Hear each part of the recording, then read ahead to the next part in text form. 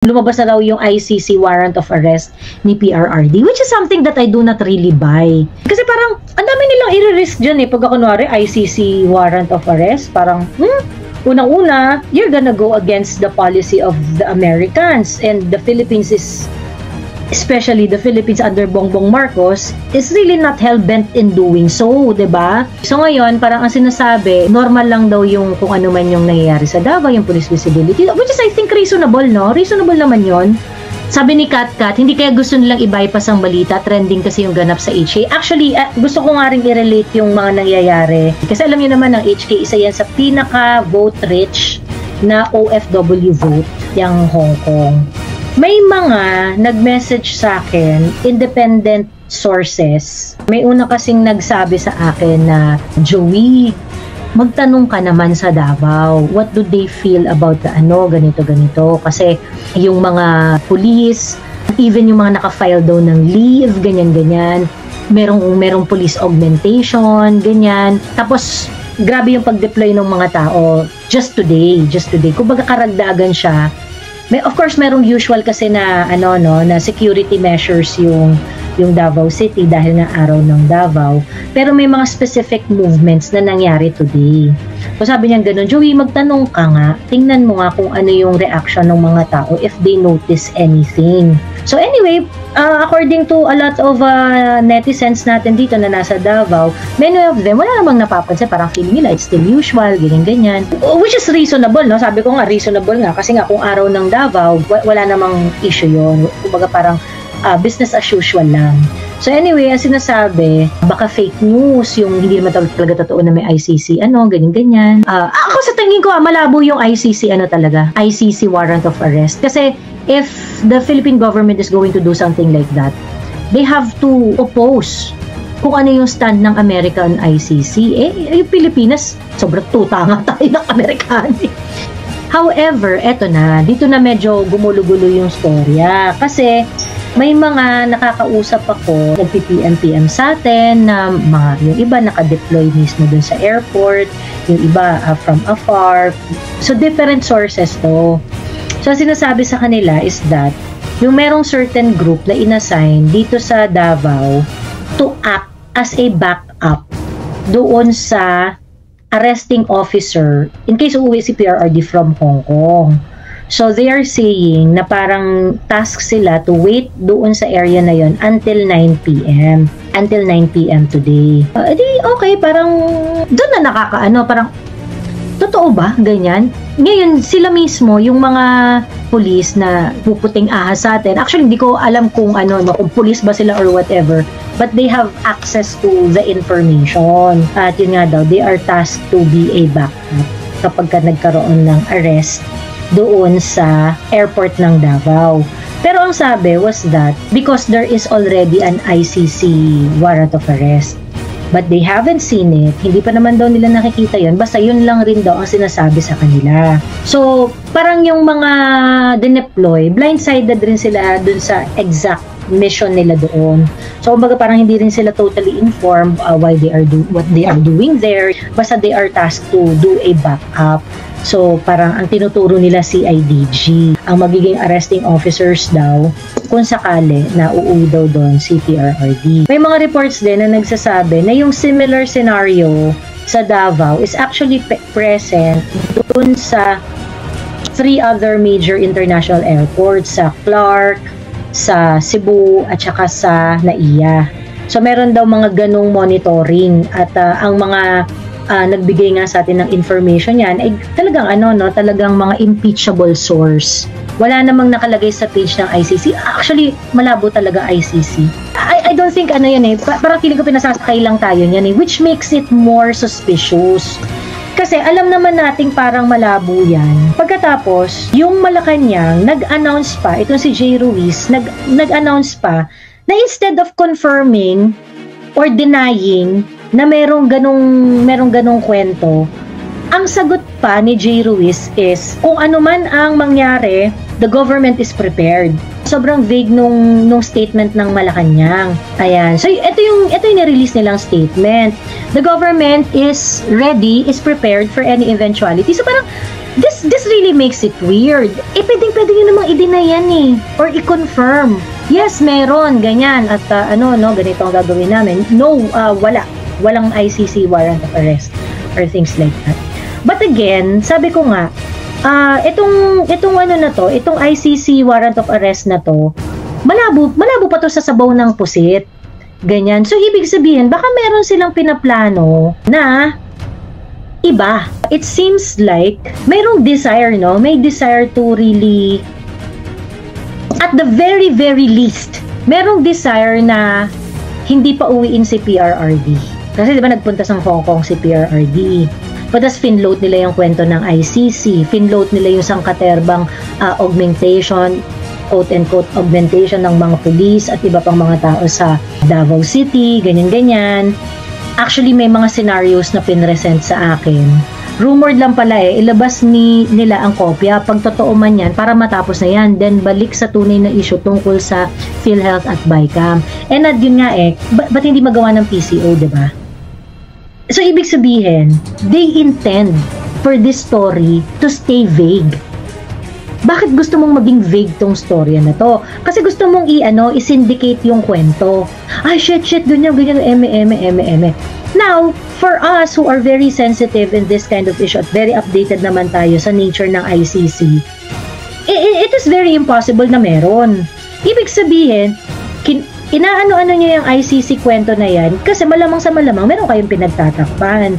They are in a very in a very difficult position kasi nagsisimula nang magtawag ng mga personalidad ang Supreme Court. At grabe yung grabe yung naging resulta ng oral arguments ng PhilHealth. Talaga namang kahit yung mga ordinaryong tao we're able to understand na putya, kinukuha yung pera natin sa PhilHealth pagkas hindi naman pala alam kung saan gagamitin. So, etong pag-push nila sa ICC story, we can surmise that they are using it for something else. Tapos, tinaon pa nila tong kwento na to na nasa Hong Kong si PRRD. What is it that you want to do? Parang, ako, ang tingin ko, they are trying to their luck na hindi umuwi si PRRD. Diba? Na, takutin na, gumawa tayo ng kwento, manakot tayo ng manakot, ganyan-ganyan. There are also some kwento na, which is, I think this is yung mas reasonable. Kasi, kung gusto nila ikulong si PRRD, if talagang seryoso sila na ipakulong si PRRD, kasi ito yung lumalabas may warrant of arrest daw, but the warrant of arrest is not necessarily from ICC, but from the cases na mga niluto against PRRD. Di ba dati pa sila nagsasabi na kakasuhan nila si PRRD for that. That's one thing. And ayun nga, na hoping na if the story is plausible enough, maybe it can push PRRD not to go home, not to go back to the Philippines. Ngayon, ang isang kwento is that meron ngang warrant of arrest issued by a local court. At yun nga yung umiikot na storya na ito ay yung inciting to sedition. So, kaya nga sinasabi ko, regardless whether ICC yan or local yan, ang intention really is for PRRD not to go home. Or, of course, ultimately, ang gusto nila is makulong si PRRD. Makulong siya. Ayun. So, all in all, what I wanted everyone to think about, be vigilant. Be vigilant. Kasi, yung mga ganito kasi klaseng ang problema kasi sabihin nila, nako, baka highly speculative naman yung mga ganyan-ganyan. Yung kumbaga yung parang we are overreacting on the situation. Ang problema kasi, they have history of, for example, yung trump-up charges, they have history of doing that. Diba, ginawa na nga nila yan kay Kuyang Jun Abines. Ginawa na nga nila yan kay Pastor Kibuloy. Diba? Ginawa na nila yan sa lahat ng sasalungat sa kanila. Ginawa na nila yan tatablahin. So, kailangan maging vigilant tayo. Saan kulungan nila dadalhin si PRRD at dadalawin natin mga DDS? Papasukin natin ang kulungan. Baka kapusin sila ng pagkain. Pag tayo din milyon, pasukin natin ang kulungan. Sabi ni John Gallardo. Ayan. So yun, available naman daw po yung inciting to sedition. But Teresa Aquino, ang problem kasi, they do not really care about it. kung available o hindi. Kung available yun, pagkatapos umuwi si PRRD, let's say alas 9 ng gabi, or mamayang madaling araw, alas 12 ng madaling araw, gano'n. Kahit available yun, matutulog pa rin si PRRD sa kulungan. Kasi, alas 7 pa ng umaga mag-o-open yung opisina. Diba? So, detained pa rin siya for few hours. Kung maaresto siya sa airport and whatnot, gano'n. Pag may issue ang BBM government, ginagawa nila ng pangtapal sa kalokohan nila, ICC, impeach siya raw, WPS, Pogo, dyan lang umiikot sa loob ng 3 years, puro ganyan ng topic. True. Sinabi ba nila ilan yung backup, Joey, para malaman natin total strength nila, sabi ni Ignis? Hindi. Hindi niya sinabi. Sabi, do you think ma-arrest si Tatay Digong? Di kaya magkagulo na talaga, lalabas na taong bayan and ito na ang start ng gulo? I think that's the worst case scenario. That's the worst case scenario. Pero alam niyo naman kasi si PRRD, alam rin niya na ganun ang mangyayari kung sakaling totoo yan at arestuhin siya. Kaya nga, baka maging option yung hindi siya uuwi ng Pilipinas. Ganon. Baka maging option yung ganon. So, well, I'm waiting for kasi definitely PRRD is gonna go home naman daw. PRRD is really going back to the Philippines. Di ba nasa Hong Kong siya? So, uwi naman daw siya talaga. So, malalaman natin pag uwi niya, ano mangyayari dito sa ICC kwento na to, sa local arrest warrant na to, ganyan. Doon tayo magkakaalaman.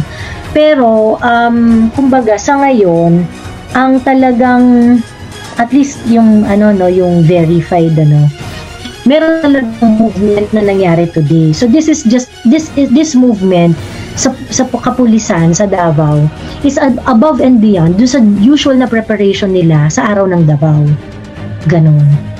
Hindi siya yung usual which is actually magaling nga, no? Kasi kumbaga kumbaga parang it serves as a camouflage sa kanila na nagsa-strengthen pala sila ng mga ng mga tao, ganyan, sila, dadagdag sila ng mga tao, nag-augment, ganyan, and panay nga raw Ilocano yung mga tao. Ganon. So, mga galing north, mga reassigned. Ayun. Sabi ni Di, bakit walang whole departure order kung may warrant of arrest na, or baka ginawang issue yung pagpunta ni PRRD sa Hong Kong, sabi ni Di. Tama, no idea talaga. Kasi mahirap nga mahirap questionin itong gobyernong ito by using the processes. Kasi nga, sila mismo, ine-evade naman nila yung mga processes na yan eh. 'Di ba? So, mahirap talaga mag-explain na bakit wala, bakit ganyan. Hindi, sila nga mismo hindi sumusunod sa ganun eh. Sabi ni Jun Gallardo, maniwala ka ba, Miss Joey, na ang pulis talagang tunay na sindikato? Kasi nakikita na natin lantaran ng ginagawa ng CIDG and even Krame and PNP chief promotes using drugs. Dapat siguro sa 2028 buwagin. Just like in any other institution, may mga corrupted talaga dyan. Pero marami pa rin dyan ang tingin ko na honest talaga. I am not para awayin yung mga men in uniform na, ba't wala kayong ginagawa, ganyan. Because I think the only time that they are really going to act is when they see the people united. Kapag united na ang lahat, dun lang rin talaga sila kikilos. It has to be shown. Kailangan makita yon. Dapat naglalabasan talaga yung mga tao. Ayun. Kasi it's gonna be difficult to pagka meron din kasing danger yung yung you wish that the men in uniform are going to act whenever they see something na hindi sila agree.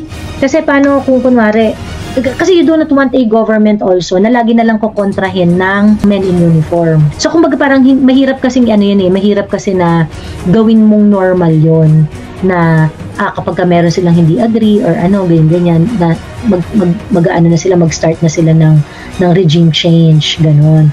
Baka yung regime change ng regime change natin, baka yung power mapunta na sa military eventually.